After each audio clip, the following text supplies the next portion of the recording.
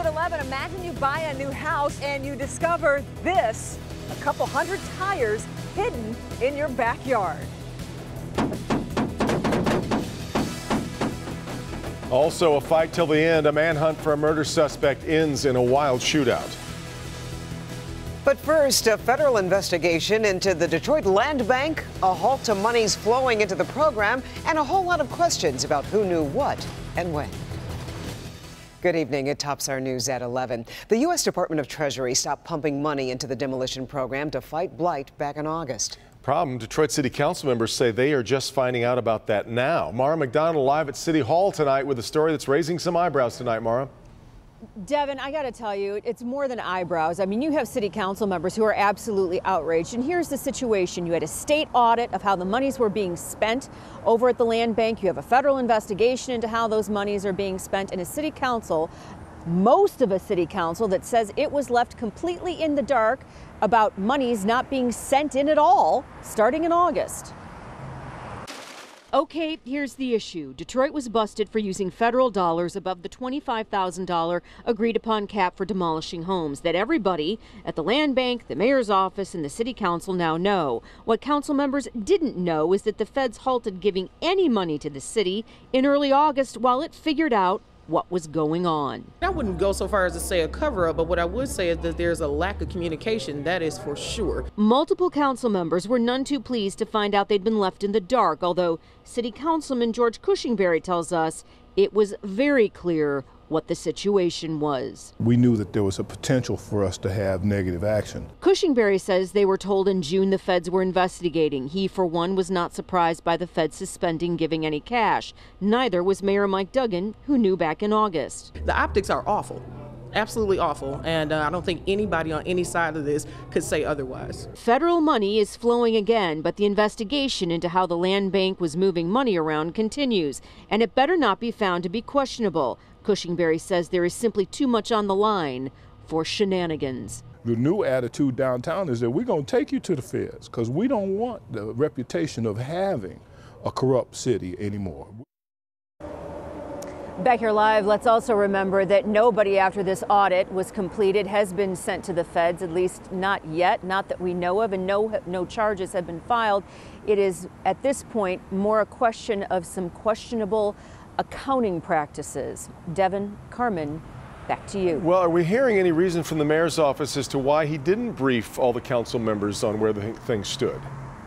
The official line from the mayor's office tonight was they did not think it was their place to make that announcement. Simple. Back to you. All right, Mara. Carmen. Well, hundreds of tires line the street of a Detroit neighborhood tonight. They were moved there by a homeowner who says he found a big surprise in his backyard. Let's get to Kimberly Gill. She joins us live on the west side, and we're not talking just a few tires here, are we? Oh, my.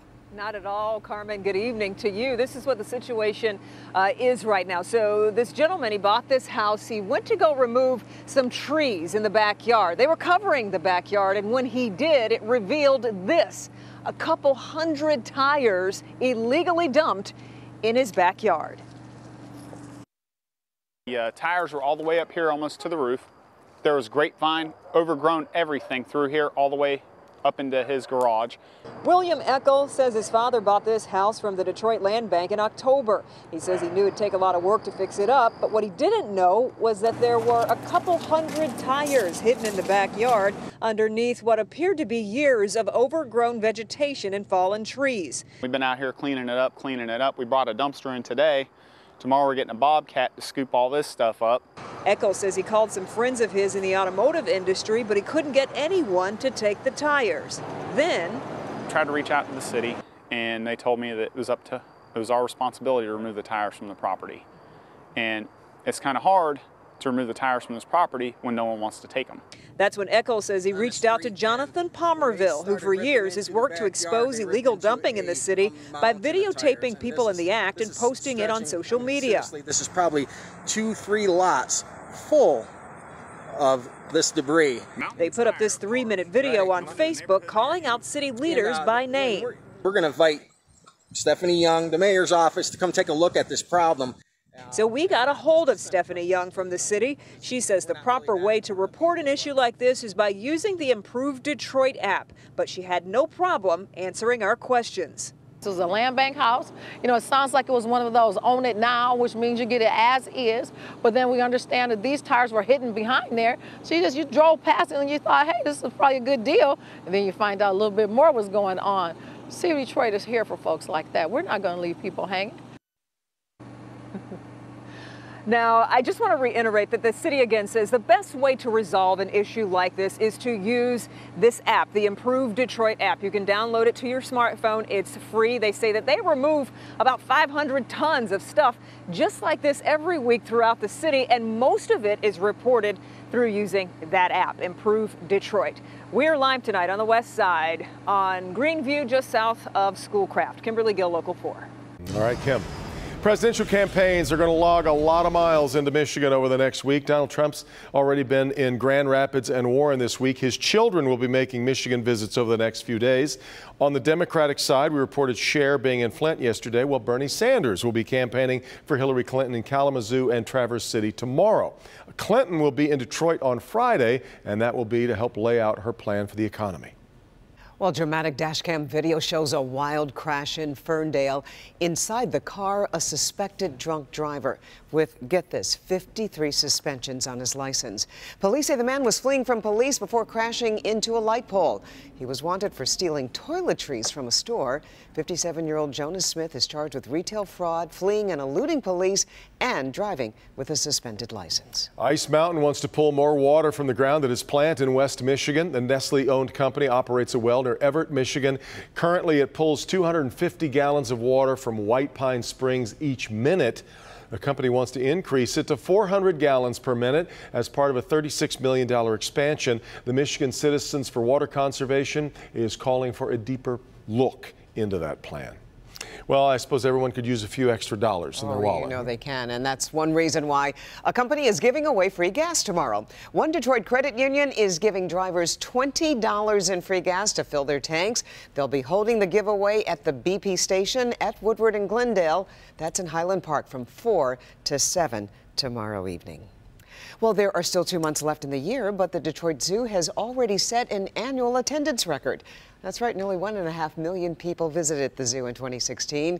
Guests came from all over to see the new Polk Penguin Conservation Center. It's the largest penguin facility in the world, and we should tell you this is the 11th straight year that the zoo has surpassed 1 million visitors. When's the last time you were there? We're penguin people. Apparently there's a lot of company a couple months back. You remember that? Well, they thought they were alone, but a surprise for these late-night swimmers had them jumping out of the pool pretty quickly. All right, and police released chilling video of a manhunt that ended in a deadly shootout in Oklahoma. Why, they say they had no choice but to use deadly force. Ben? Well, Carmen, you knew those near 80s weren't going to last, but we're still going to be on the mild side of things. Starting out dry tomorrow, but we've got some rain to discuss. We'll talk timing coming up. I think just it's so hidden. But now many families are coming forward. I really think I had guided my children. Their stories about suicide and the signs they missed. Exposed, raw and real. Next. Coming up tomorrow on Local 4 News Today, Halloween candy is probably filling your house, but it can be deadly for your pets, and that's not the only human food that you need to avoid feeding them. Tomorrow at 5 a.m. for Wellness Wednesday, Dr. McGeorge has the top dangers that pet owners need to know. Plus, as always, weather and traffic on the 4s. We get started at 4:30 to 7 a.m. See you when you wake up. I really think I had guided my children and taught them enough and loved them enough that I didn't think anything bad would happen like that. A local mother comes forward with the story of her daughter's suicide and what other parents can learn from. Think it won't happen in your family? This mom says, think again. Suicide is understandably a very touchy subject. A lot of people don't want to talk about it. Others wouldn't want to admit that it's happened in their families. But tonight, those negative stereotypes are being pushed aside for a more important conversation, prevention and realization that it is happening in our communities. Our Karen Drew has more. Oh, the thoughts that go through Marcy Kluchik's head during a simple walk. Why? What did I miss? Did I do something wrong? She had a lot of things to look forward to, which again is part of the whole why it doesn't make sense. Marcy is talking about her daughter, Lucy Gradolf, a 24-year-old seemingly filled with life. A young, beautiful woman from Birmingham. A graduate of Michigan State University, she wanted to find a job in public relations. In the meantime, picked up jobs here and there, modeling in California. Things were pretty easy for her because she was so bright and she was athletic and she was quick. She had that very Robin Williams type attitude, smiling. But behind that smile, there was something very wrong. I never thought it would be me. She decided to go public with her story to Inside Edition about what happened on a trip to Mexico with friends. They assaulted me, molested me, kidnapped me, and raped me. Lucy wanted to share her story to help warn other women. Marcy says her daughter had seemed to move on from the attack. Lucy did take medications for depression, but her mom thought life was under control. Lucy then put her energy into the next chapter in her life. She was having a hard time trying to find a job. She thought that she should be like the CEO right away. And I think things were just going too slow for her and it just all crumbled at once. Then, one afternoon last February, Lucy took her own life with a gun she purchased an hour before. She told me that one day she would commit suicide. I really didn't believe she would go through and actually do it. I think it's happening more and it needs to be talked about more. Let's continue to tell our stories. Lucy's family recently showed up here at Kensington for a walk to raise awareness about suicide. I'm walking here because I never want anybody to ever feel this pain again. They had no idea so many other families in Metro Detroit are going through the same thing. People don't know where to turn. They don't know how to handle and cope with stress. Clinical psychologist Dr. Donna Rockwell.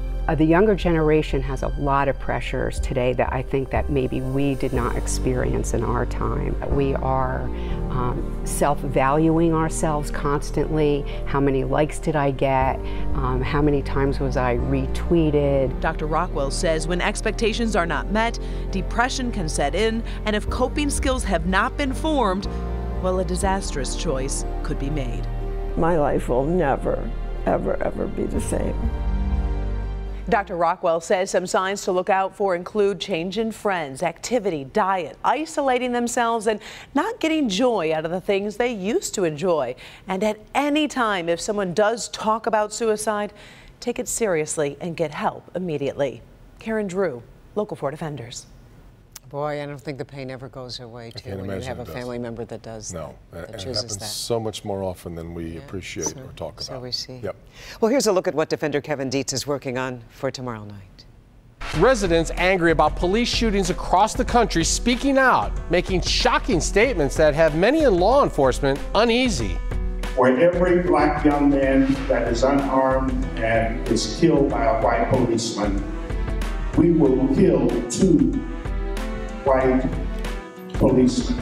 Now the defenders go back to the pastor who made the remarks to find out why he said it and if he really means it. I did not mean that I wanted to see policemen die, but policemen will die if they don't change. Why local clergy say more uncomfortable conversations are needed to prevent violence against police officers in the future. The Defenders tomorrow night at 11. I hope you got a chance to get outside tonight. I was out walking around. It is just, for November 1st, as good as it gets. And it lasted through the evening, too. Yeah, you got to keep checking your phone and see, Yeah. November Is this 1, right? is this Yeah, right? yeah. We were so close to a record high today. But still, yeah, upper 70s isn't bad. Close enough for me then. That's right. And we'll be mild again tomorrow, but we're going to have to deal with some rain to go along with it. So let's start with the good news. Here's where we ended up this afternoon. It's 78 degrees. Monroe snuck up to 79. Got that sunshine in there to boost those temperatures just at the last minute into those upper 70s. Right now, we're still not doing too bad. Current temperatures are in the 60s. That's still above our average high for the day. And compared this to where we were at 11 p.m. last night, well, it's about 15 degrees or so warmer, and in some cases even more than what we were looking at 11 p.m. on Monday. So as we look out at the satellite image, the cold front is starting to scare up some clouds. So far, we haven't seen any precipitation fall out of that. And I think the better chance is that we stay dry overnight. If something does materialize, it's going to be a light sprinkle at best. The real action is going to be coming with the wave that's riding along that front, which isn't going to arrive until the evening hours tomorrow. So about 5, 6 o'clock dinner time here in our north zone, we'll probably be the first to see those showers and maybe a couple rumbles of thunder, especially as that front sort of gets a little bit closer to us. Everything is going to pass through, though, by the early hours of Thursday. So even before the morning commute's done on Thursday, we'll look at those showers to come to an end. And beyond that, we're dry as far as the eye can see into that 7-day forecast. Overnight tonight, 58, partly cloudy skies. And again, pretty mild for this time of November. Very light winds as they're finally calming down from those gusty ones that we saw this afternoon. Let's check out your 4-zone forecast. Again, high temperatures not looking too bad. Close to 70 degrees in our metro zone. We'll call it 68 here in Detroit, Dearborn, and Romulus. But for once, the metro zone is not going to be the warmest spot. That's going to be down here in our south zone, closer to the Ohio state line. 71 in Lambertville, Blissfield, Morenci, you'll likely see 73 degrees. That's on the warm end. Then things get a little bit cooler here in our west zone, anywhere between 64 in Flint down to 70 in Manchester. So we've got a pretty wide range in numbers, with some places like Sanilac County not getting out of the 50s tomorrow. 57 in Sandusky, Lexington, you'll be at 56. You'll be the first to see the showers and also the first for that cold front to cross through, allowing some of that cooler air in before it sees the other part of southeast Michigan. High temperatures moving into the 50s on Thursday. And again, rain very early. I think by 8 o'clock we'll be done with that, and a mostly dry Thursday. And then look at all this sunshine as we head towards the upcoming weekend. Temperatures, as you'll notice, are a little bit more typical for early November. 50s and low 60s. Morning lows are going to get chilly too, but man, all that sunshine is going to be cool as we head into Tuesday. So some typical football weather at the Big House on Saturday. This has been a good stretch today. It sure has. Nice. All right, Ben. Yes, all right, thank you, Ben. Well, good news for those looking to make some extra money and score a discount this holiday season. We'll tell you which stores are hiring the most. Also coming up, he wasn't going down without a fight. This new video shows a suspect in a double murder in a shootout with police. How it all came to an end next. Honesty.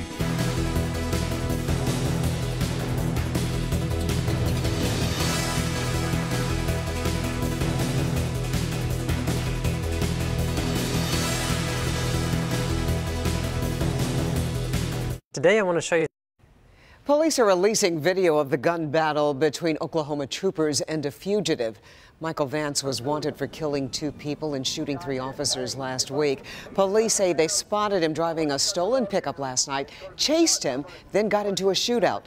Vance let the pickup roll backwards toward police, using it as a shield as he fired shots at them. He was eventually killed in the crossfire. Well, now that it's November 1st, it is considered the holiday season, and a lot of stores are in the spirit of hiring for this upcoming set of holidays. According to a survey from an employment agency, nearly 740,000 seasonal workers are expected to be hired, 750,000. Here are the top 5 stores that will be hiring the most people. Coming in at number 5, Kohl's, followed by the Gap, Office Depot and Office Max come in at number 3. Lastly, JCPenney and Macy's among those who will be hiring the most people for the holidays. Wow. As a couple takes a late night swim at a resort in Zimbabwe, they are joined by an unwanted visitor lurking in their pool. Why am I laughing? It's not funny. Security cameras caught this, though. A crocodile crawled to the edge and lunged at the woman. The man instantly jumps out, while she fends off the reptile and paddles backwards.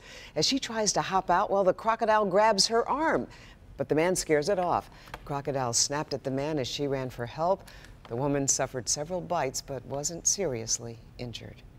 But boy, do they have a story to tell about their... Well, for the guy there, did it look like every man for himself there for a minute? That's kind of, I'm not sure. That was a date or was that a wife? That's a good, I think it was a wife. It might be anymore. Ex-wife, you're right, exactly, right. Pistons, hey, how about them Pistons? Yeah. They are cooking. They're pretty good. They are cooking 3 in a row. We got highlights of them. The new college football playoff rankings are out. First time tonight. We'll tell you what happened to Michigan and a little bit. The last one of the year. Come on back. We had it left over. Bernie's Little Creeps. Oh. Well, yeah, one more.